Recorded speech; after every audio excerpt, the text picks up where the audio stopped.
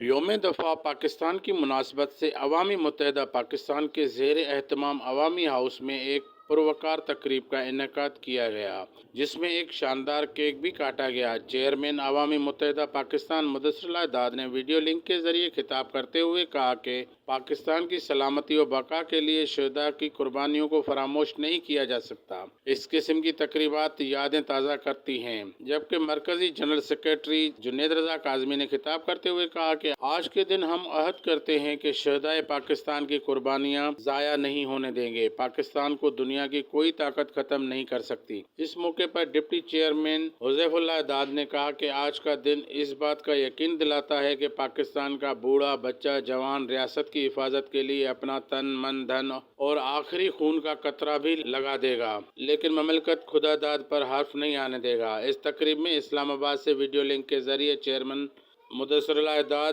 General secretary Junaid رضا Kazmi, deputy chairman Huzaif اللہ داد، central executive council کے ممبران، ایم سہیل ملک، پروفیسر نعمان، اعجاز خان، سینئر صحافی، نظام الدین بھٹو، ایڈیٹر نجات اخبار، محمد انی بنگر، ماہر تعلیم محمد نعیم کھتری، محمد فیض نواز و دیگر بھی موجود تھے۔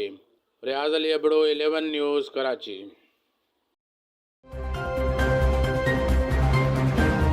News